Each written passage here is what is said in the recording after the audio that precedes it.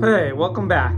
Now, I apologize. This is the longest I've ever gone between videos. I think it's been like 6 weeks or something like that. I've been real busy. I do not like going this long. I've been watching tons of movies, and I just haven't been able to get to a 1970s horror film because I've been watching a bunch of other stuff.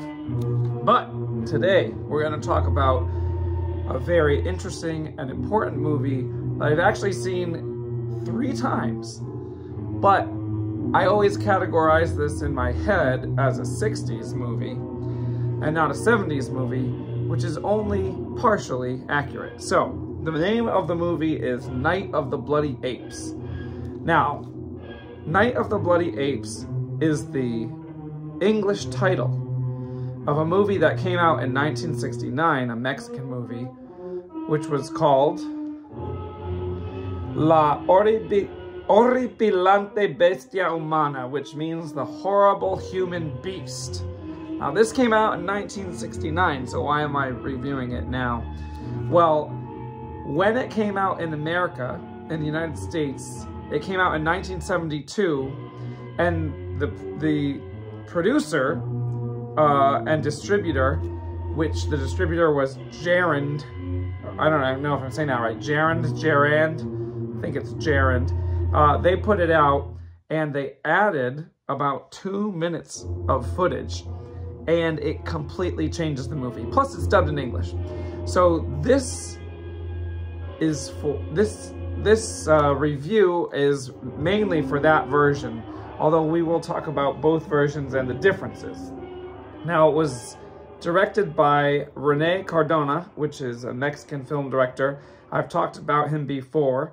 I did a video for his film Santo and the Vengeance of the Mummy, and also for Capulina and the Vampires. Both of those were early 70s movies, and you can search this page to see videos on those and hear more about Rene Cardona, who is a very prolific Mexican director across all genres, including horror.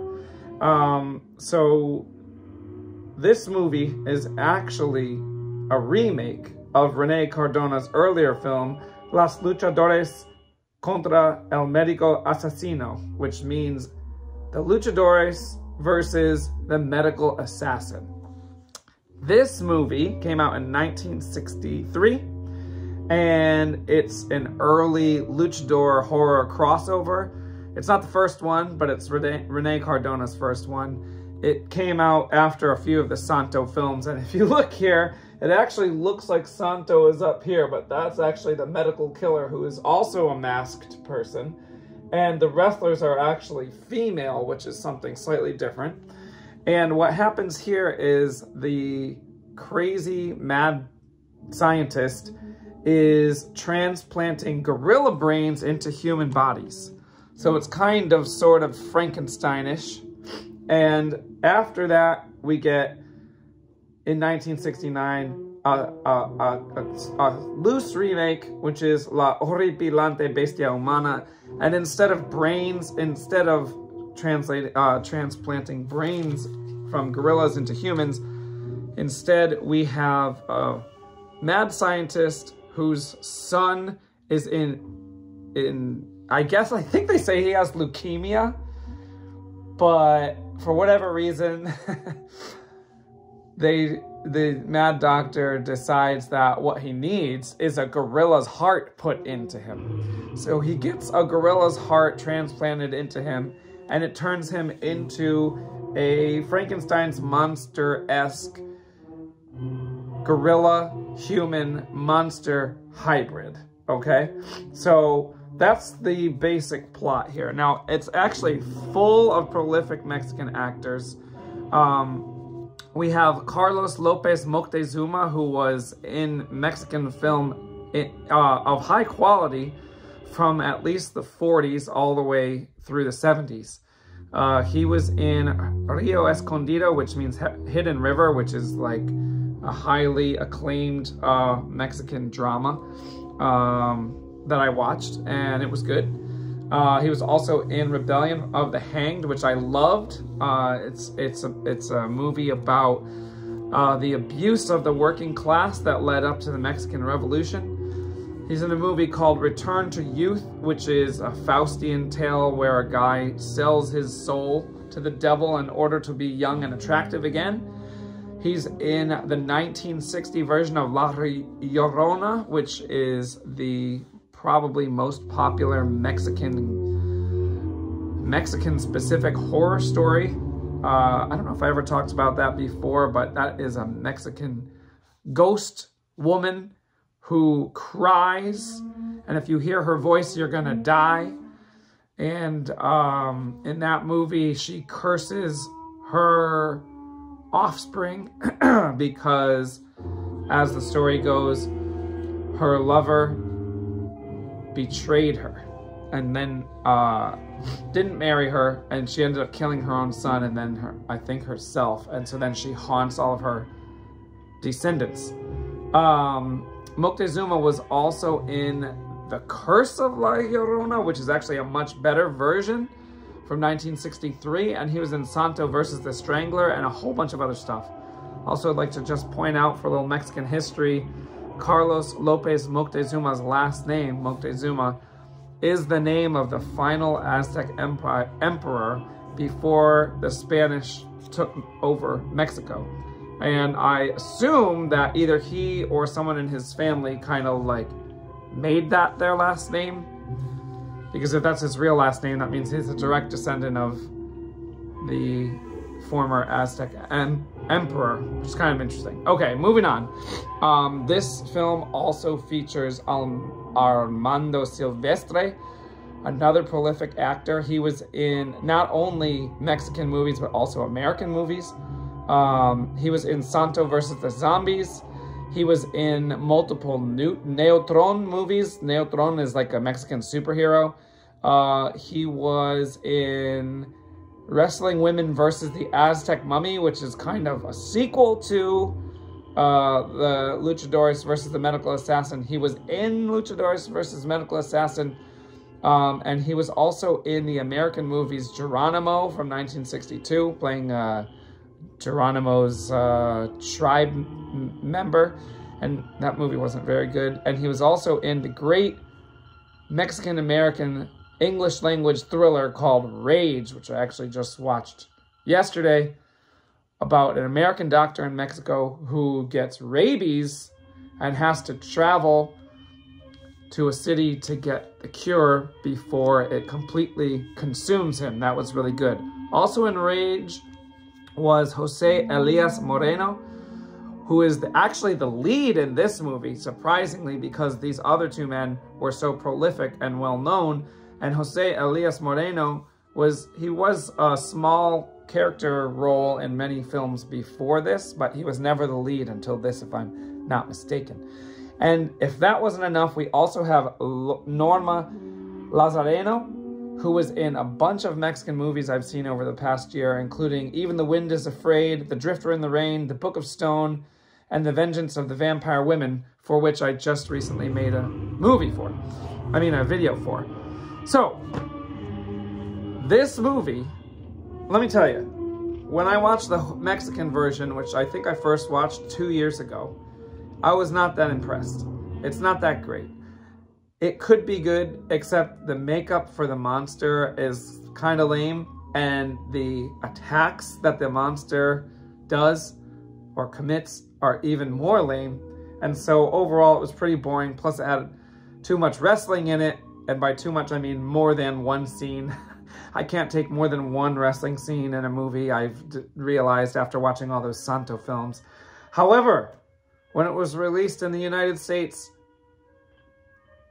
about 2 minutes of footage was put into it. I believe the American producer's name or distributor's name was Gerald.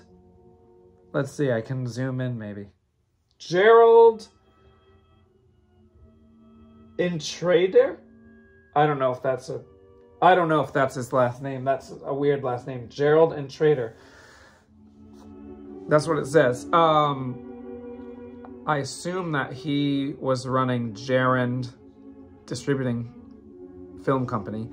The only other gerund movie that I can think of is The Amazing Transplant, which I did a video for years ago about a man who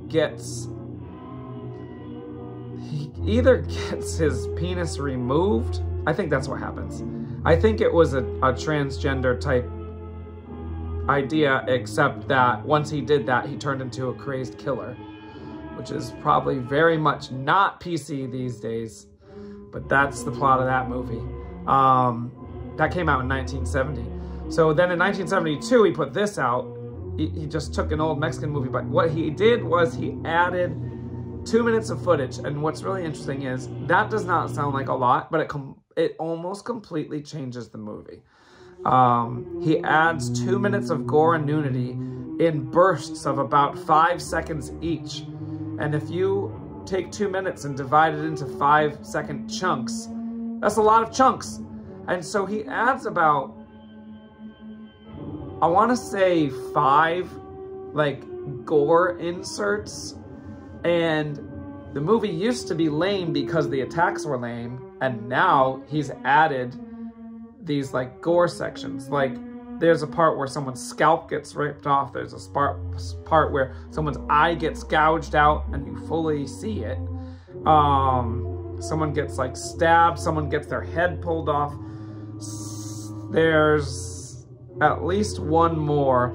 Plus, he also splices in real heart surgery footage twice, because there are 2 different transplants that happen. And it's, you know, the goriest thing you could ever see, because someone's heart is getting pulled out for real twice.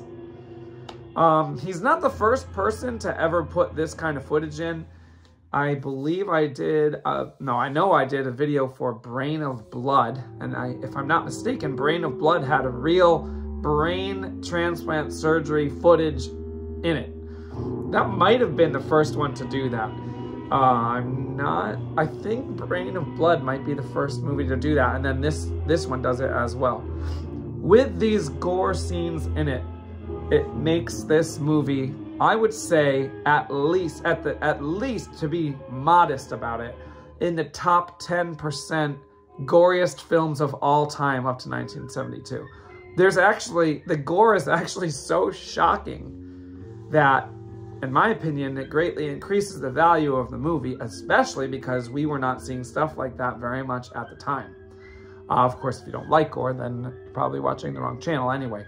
But it's a lot. I mean, and 2 minutes of footage doesn't sound like a lot, but when you're seeing people's hearts get pulled out and eyes taken out and all that, it's a lot. That's pretty much all you need, really. I mean, if you get a whole lot more than that, you're going to get to the point where it's just a gross out film. But there's also like a full plot. Unfortunately, it's dubbed into English. The dubbing is not bad, but we've got a lot of good Mexican actors in here, and at least Armando Silvestre and Jose Elias Moreno speak fluent English, because they both speak fluent English in Rage in their own voice. And I know for a fact they did not dub their own lines here. So that's unfortunate, because those 2 actors are good, well-known Mexican actors. And if we could have heard their actual voices in this version, it would have been even better. But the dubbing's not bad. So although there are a lot of problems with this, for example, the man who gets turned into the monster, it's not that man that plays the monster, and the size of the 2 men is extremely different. So that's kind of not great. And there's some other stuff in there, like the whole idea that he needs a heart transplant because he has leukemia doesn't make any sense. But if you can overlook those things, which you probably can, especially since this is basically a low-budget exploitation film, the movie is quite entertaining, and I give it a 7 out of 10, which is probably higher than almost anyone else would give it. But I feel like it's really important for Mexican cinema, and just for horror in general, because it is so gory at such an early time. The only things that are as gory as this are the Herschel Gordon Lewis films, and maybe I Drink Your Blood from 1970. And other than that, this is like at the very top of the gore list for the time. So, once again, I apologize for taking so long to get this video out. I hope to never take 6 weeks between videos again. I have recently acquired some rare films from the early 70s that I had honestly given up on ever seeing. There are 3 films coming up from 70 and 71 that I did not think I would ever find because I've been looking for years. So hopefully we'll crack into some of those in the coming weeks.